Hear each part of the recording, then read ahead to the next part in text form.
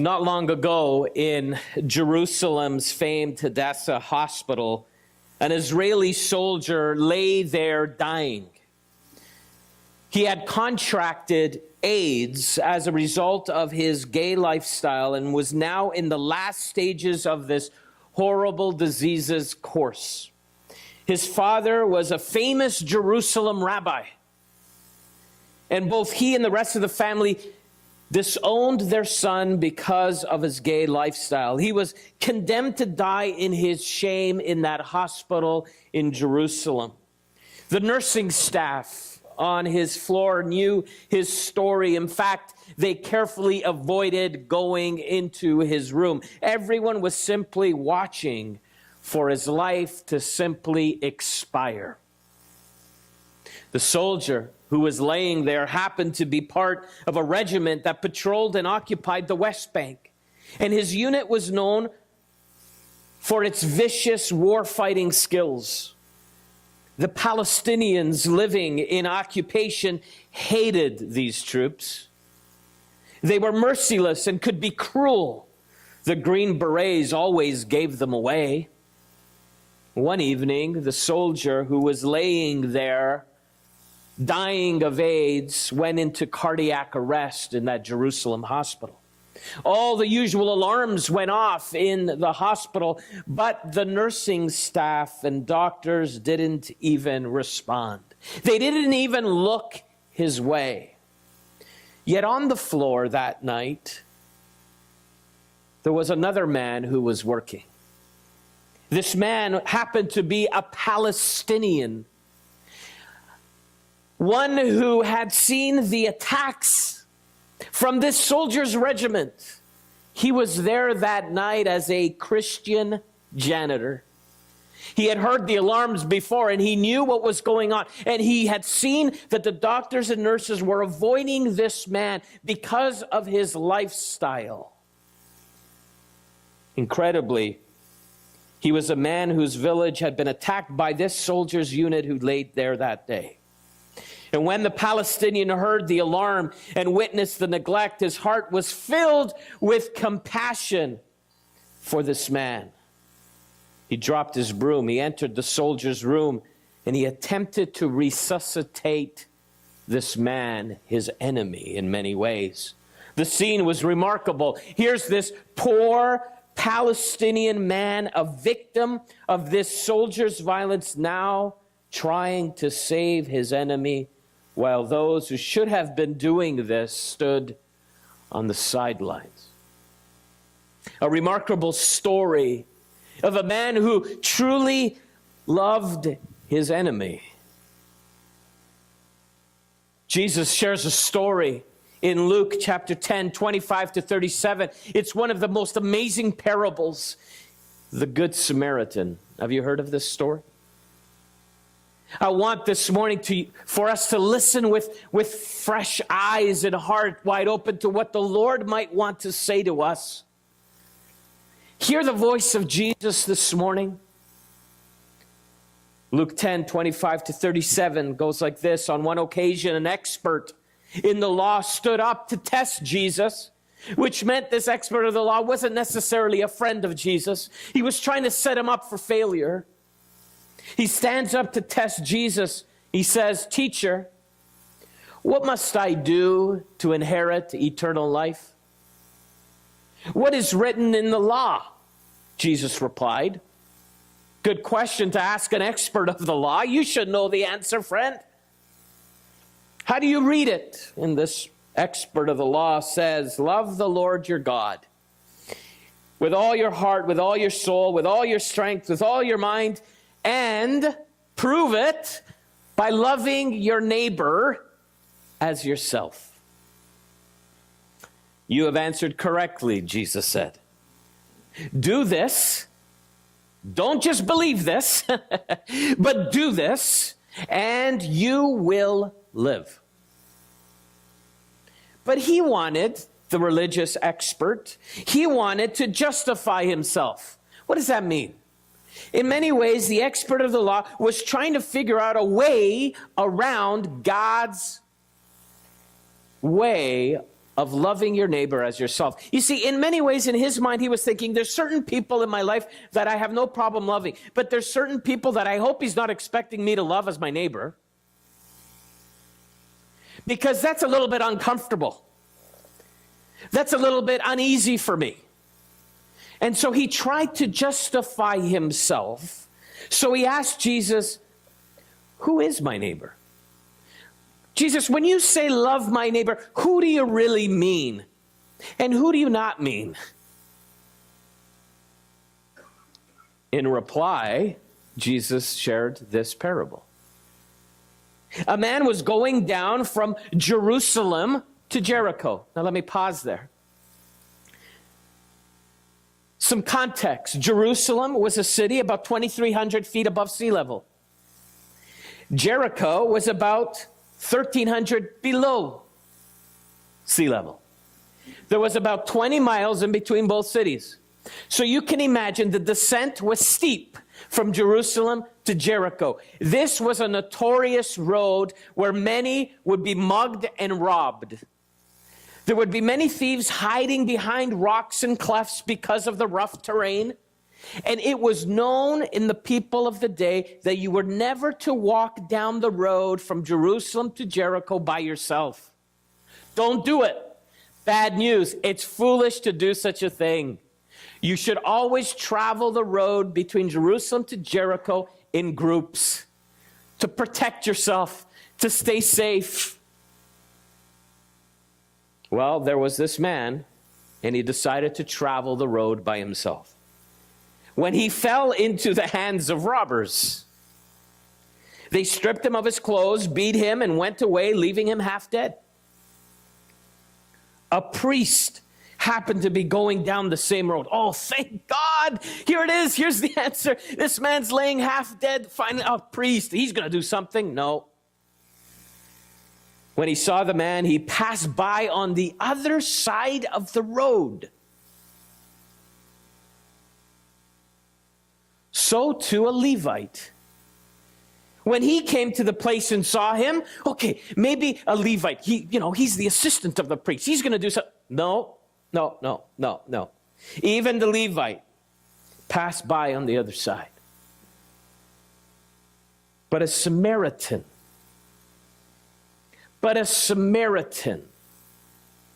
We're going to unpack what that means.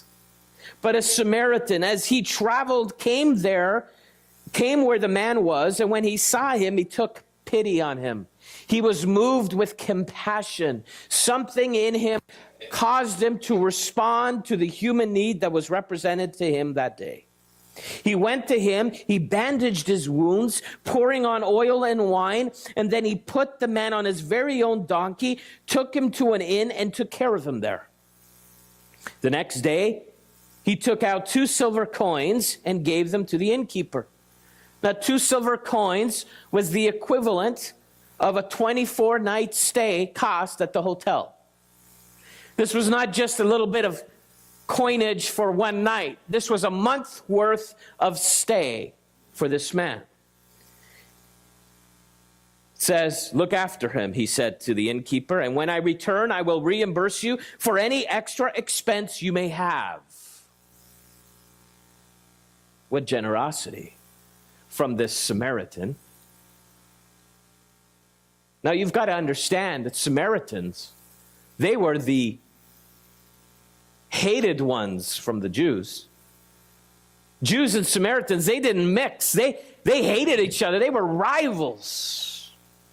And for Jesus to say that Samaritan is the one who stopped for the Jewish man who was beaten was just absolutely provocative for the hearers of the day. So after he shares the parable, Jesus says to the expert of the law, which of these 3 do you think was a neighbor to the man who fell into the hands of robbers? The expert of the law replied, the one who had mercy on him. He doesn't even utter the Samaritan. He has so much anger and hatred towards the Samaritan. He doesn't even say it. The one, the guy who had mercy on him. And Jesus told him, go and do likewise. Go and do likewise. You see, by asking who is neighbor, the expert of the law was trying to avoid the personal application of Jesus' answer. You know, Jesus, I'm okay with loving my Jewish counterparts. I'm okay with loving those that have the same background as me. That's all good. I hope you're not telling me to love others that I actually don't like. I hope you don't mean to love the one who may have a different cultural background, or one who maybe has a different faith background. Because that's going to be kind of tough, Jesus. Who is truly my neighbor? Let's look at the cast of the story here, okay? Just to understand what Jesus is really saying. The first member is the traveler. It is assumed that the traveler is a Jewish man. Now, as I said, this was a notorious road. In fact, many scholars believe that it was called the Bloody Road. There was always blood there. There was always something going on. You didn't want to travel that road alone. Well, presumably this Jew, he was either careless or very reckless to travel that road alone. He should have known better. He was foolish to be walking down that road to begin with by himself. In many ways, it would be easy for us to say, you know what, he got what was coming. He should have known better to not be traveling that road by himself. So there's the first cast member, a Jewish man, careless, foolish in many ways, to be walking the road by himself. Then there's the priest. Of course, the priests were to represent and help people who came to the temple to sacrifice their offering to the Lord, and they were to keep their lives holy and pleasing. The role was very important. But there was many priests, many priests. And so because of the overwhelming amount of priests, the priests were put on a schedule. Many of them would serve in the temple only 2 weeks out of a given year because there were so many priests who wanted to serve in the temple. And so they would anticipate the highlight of their year were those 2 weeks that they were on schedule. That was when they were able to go to the temple and serve the people. They looked forward for those 2 weeks all year long. And maybe scholars would say that this priest happened to be going to take his turn in the schedule. He was waiting for this moment all year. Finally, it's my turn to serve in the temple. Now, the priests had to live by a lot of different taboos, rules, regulations. They had to stay pure and holy. And one of these rules was that they were never to touch a dead body. In fact, if they touched a dead body, they would be considered unclean for 7 days. So think about that. So the priest comes by, sees a man who seems to be dead. So he's thinking, it's my week. I've been waiting for this all year. There is no way I'm going to go over there and see if this guy's dead, because if he is and I touch him, I forfeit my week in the temple. So I'd rather walk on the other side of the road. This priest put, in many ways, his temple rituals above the claims and the needs of a human being. His career and his ritual became more important than the man who was in need that day. So there's the traveler, Jewish man, should have known better, shouldn't have been traveling alone. Then there's a priest. Walks on the other side. He didn't want to be unclean. He didn't want to miss his turn. Now there's the Levite. The Levite, they were assistants. They were an assistant to the priests. They would, for example, provided music for the worship and in maintaining security in the temple buildings. And even the Levite sees this man laying battered and bruised, and he walks on the other side of the road. Some scholars would say that part of the reason why he walked on the other side of the road is because it was known that these robbers, these thieves, would put people on the road as decoys. They would let people lay down on the road for pretending they were beaten, and then an innocent bystander who wanted to help would go and kneel, and then they would get jumped by behind. And so it could have been that the Levite thought, listen, I'm not going to put my own life at risk for the sake of this man. I'm going to just pretend I didn't see him. And I'm going to walk on the other side and keep going down the road.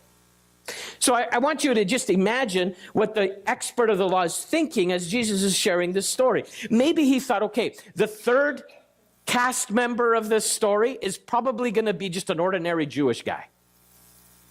And maybe the whole point to the story is that these religious leaders need to get out of their ivory towers and start serving people. That's what this story is going to be about. But the third character of the story is the most provocative character and the most least expected character in the whole story, a Samaritan. The moment Jesus would have said Samaritan, that expert of the law would have had his mouth drop. That was the least expected person to be the one who would stop along the road to help this Jewish man. The Samaritans were hated by the Jews as being racially impure, as well as members of some false religious sect. The Samaritans were possibly the Jews' least favorite people. And here's a Jewish man laying there half dead, and the one who helps him is his enemy. It's the Samaritan. The one who you would think, if anything, would gloat over his body and say, good, you got that coming for you. Here's another shot. Was the one instead who was moved with compassion, who had pity on him. That word that is used there in the Greek is the same word that Jesus uses in the parable of the prodigal son. The same pity that the father felt when he saw his son returning home and he ran and lavished his love on him was the same word that he used that the Samaritan felt for this Jewish brother laying on the road. He was overwhelmed with compassion for his enemy to the point of stopping and helping him. You will notice that Jesus goes out of his way to express the depth of kindness that the Samaritan had to this Jewish man. He goes over to him. He bandages him up. He tries to clean up his wounds with oil and wine and disinfect, and then takes him and puts him on his own donkey and walks him down the road till he finds an inn. He gets to the inn and he takes this man in and gives the 2 silver coins to the innkeeper and says, you make sure you take care of this man. And when I come back, if there's any more expenses, I'll give you more. He goes out of his way for this stranger, for this alien, for this enemy, because he was moved with compassion. Okay, so here's the cast of the story. The traveler, the Jewish man, should have known better, should have never been going down that road alone. Then you see the priest. He's got his turn. There's no way he's stopping. He doesn't want to be impure. He doesn't want to lose his week in the temple. Walks on the other side. Levite, same thing. He's not willing to put his life at risk. What about if somebody jumps him from behind? I'm walking on the other side. I'm going to keep going. The Samaritan, the enemy, the one you would least expect, stops and mends this man's wounds and helps him get into a safe place. What is the crux of the story? Now that we know the cast of the story, what is the crux of the story? What is the purpose of the story? What is the meaning of this story, friend? Number one, Jesus is telling us and drawing a picture that he wants you and I to be a good neighbor. Be a good neighbor. Remember, love the Lord your God with all your heart, mind, soul, and strength, and love your neighbor as yourself. You show me that you truly love me when you love your neighbor. See, the expert of the law asked Jesus who was to be his neighbor. In sharing this story, Jesus answers his question by saying, anyone who needs your help is your neighbor. Anyone who is in need is your neighbor. even if it's somebody who's completely different than you, even if it's somebody from a different part of the world than you, even if it's somebody who belongs to a group of people that have actually been your enemies. Whoever and anyone who is in need is your neighbor. Remember the words of Jesus in Matthew 5:43-45. He said, "You have heard that it was said, love your neighbor and hate your enemy." That's what the people were taught. Love your neighbor, hate your enemy. But I tell you, Jesus says, love your enemies and pray for those who persecute you, that you may be sons and daughters of your Father in heaven. So Jesus is saying, you have heard that your neighbor, love them. The ones you know, love them. But your enemies, oh man, walk away from them, hate them, despise them. Jesus says, I do the opposite. And Jesus' followers do it opposite. They not only love the ones that are brothers and sisters in Christ, but they also love the one who is of an enemy. The one who persecutes you. You pray for them. And then why do you think that he correlates loving our enemies and praying for those who persecute you with sons and daughters of the Father? Why does he connect that? Basically, Jesus is saying, when you love your enemy, when you pray for those who persecute you, you are exemplifying that you are a child of God, because that's how children of God live and act. No other way. Children of God don't hate, but they love, even in the face of their enemies. You see, Christ's point is very clear here. Christ's point is that love must transcend nationality. Love must transcend race. Love must transcend religion. Love transcends it all. Jesus says, be a good neighbor. Don't try to justify yourself from not loving somebody who's in need. Don't do it, or else you're like the expert of the law. Secondly, point to the story is ready, set, action. Ready, set, action. The point is this: compassion, which remains simply or merely an emotion, is not true compassion at all. You see, we can feel bad for somebody and their situation. Maybe the priest and Levite thought, poor guy. But I got things to do, so I hope it works out for him. Compassion and true emotion.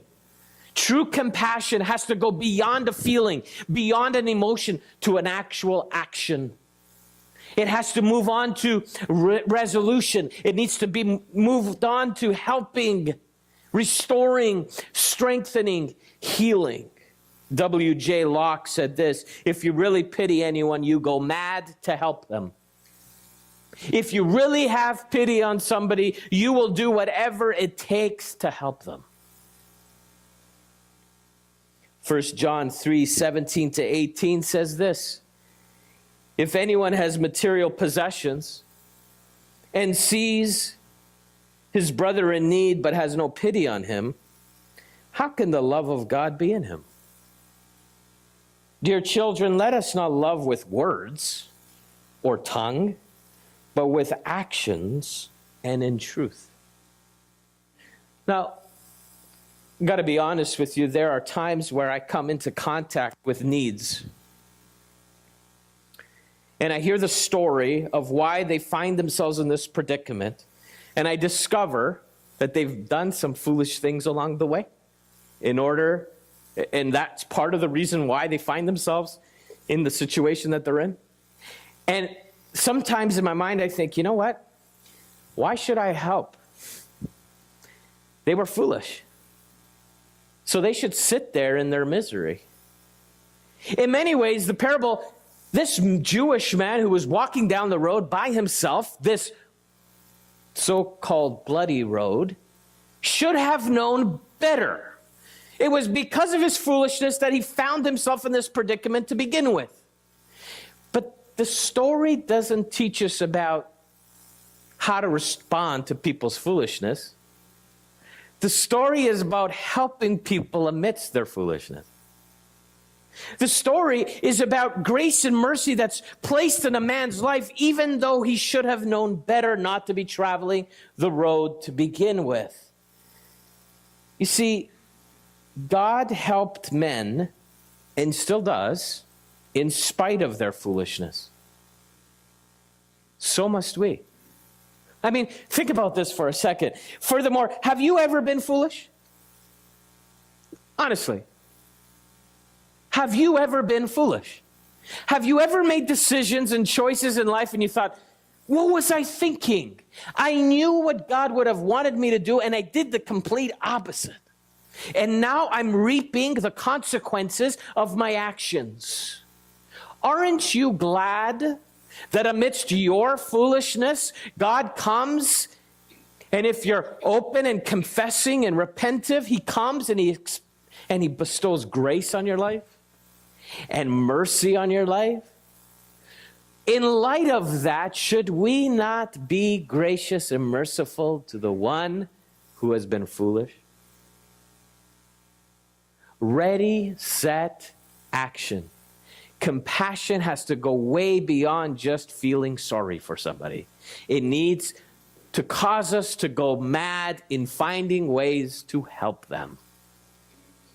That is what children of God do. Thirdly, this morning, compassion will cost. Compassion costs us. See, the parable lays it down that we must help even at the risk to ourselves. The priest, he wasn't willing to give away his week in the temple. Too much. That costs way too much. So he walks on the other side of the road. Levite, same thing. I might get jumped from behind. Too big of a risk. So I walk on the other side of the road. You see, compassion will cost us. And maybe that's part of the reason why, if we're honest with ourselves, that we never respond in compassion. Because maybe our time is too valuable to us. Maybe our money is too important to us to give away to somebody else. You see, the inconvenience the Samaritan suffered was in both his time and his money. I'm sure the Samaritan had a lot of things to do that day. He was headed down the road for a certain reason. He could have easily said, I'm too busy to deal with this. Somebody else will figure it out. I'll just bring him somewhere and I'll just maybe give him a night's stay. No, 24 nights. And any other expenses.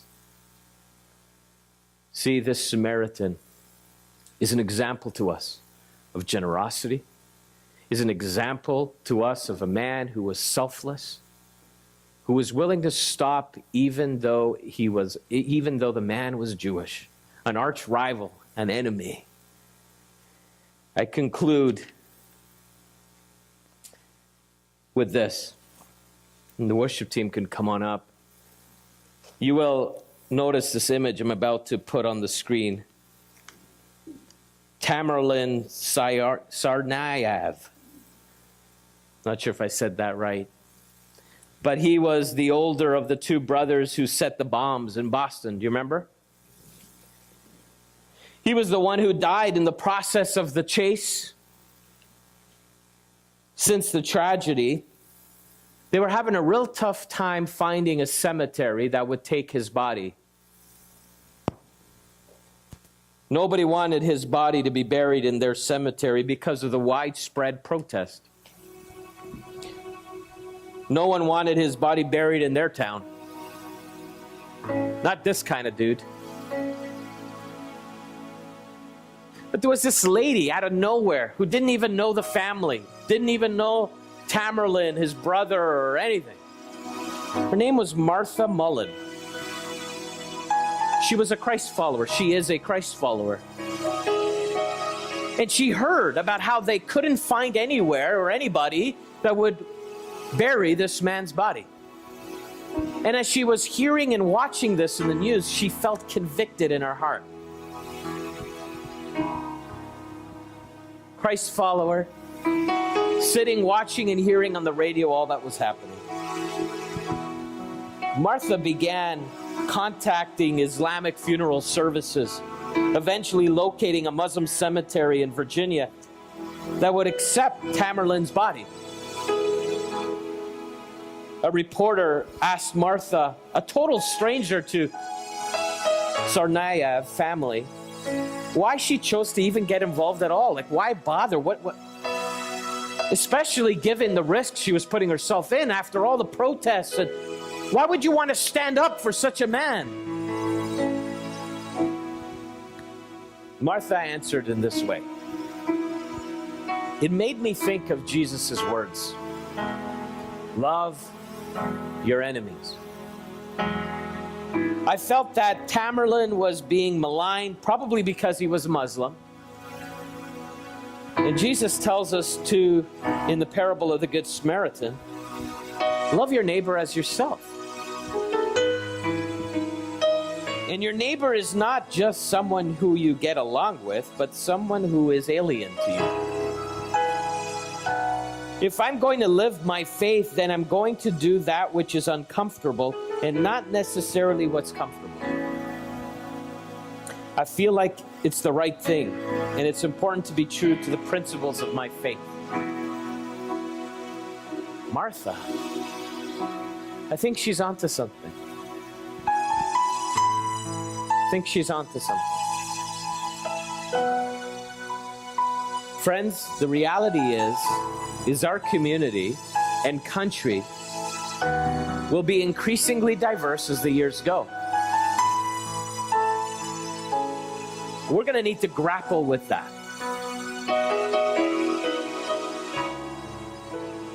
I've sat down with my Muslim neighbor on several occasions. My kids have played with his kids. My boys are the only Christians in their classrooms at school. The rest are Muslim.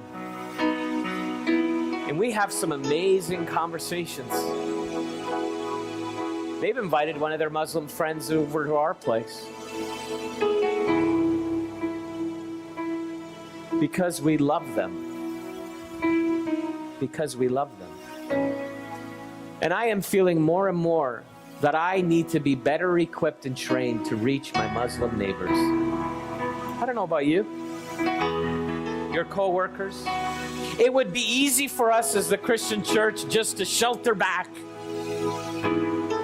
But God is calling us to go and do likewise. To love, to stop, to show compassion and pity. I got to tell you, this week, I sat down with this amazing lady and her husband who have a passion to reach Muslim neighbors. She has a ministry to Muslim women who many times are left trying to figure it out, and their husbands are still overseas, and they're here with their kids, trying to figure out a new culture. They're lonely. They're struggling. Some of them are one of several wives to their husbands. That brings its other challenge in their life. And so here's this lady and her husband sitting in my office telling me how in the last several years they've been ministering to so many Muslim women who need the love of God. Teaching them how to make jewelry, courses on living a healthy lifestyle in Canada, teaching English to them. And as she's sharing with us, you can see the love of God in her eyes, that she is dedicating her life to reaching these Muslim women in our own community.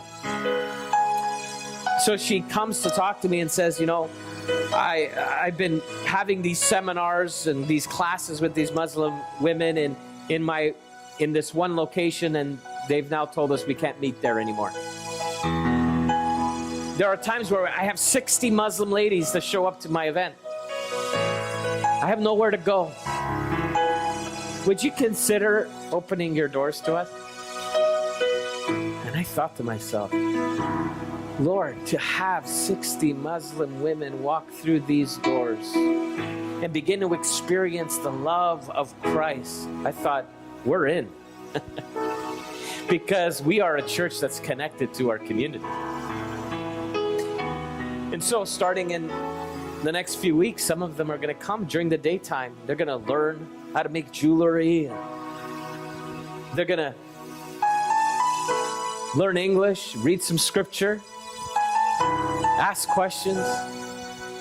Just a couple of weeks ago, one of the ladies passed away of cancer, but she wanted nobody from the mosque to come to the hospital. She wanted these two individuals that were sitting in my office to come to pray for her at the hospital. She says to them in the last moments of her life, I want this Jesus in my life. She accepted Christ, and she's with him today. Because a couple of Canadians had a heart for her. And I know some of you are sitting here, and some of you have spouses that are Muslim. I've met you. I want you to know you have a church family who loves you. We're praying for your husband. We're praying for your kids who maybe have to go to the mosque one day and come to our church the next.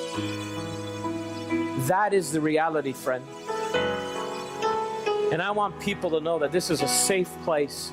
No matter what socioeconomic background they have, no matter what race they are, no matter what religious background they have, they can discover Jesus here. Because this is a safe place where people are filled with compassion. Will it be uncomfortable at times? You betcha. Will it cost us? Yes, it will. But it's Jesus' way. It's the Jesus way. It is the Jesus way.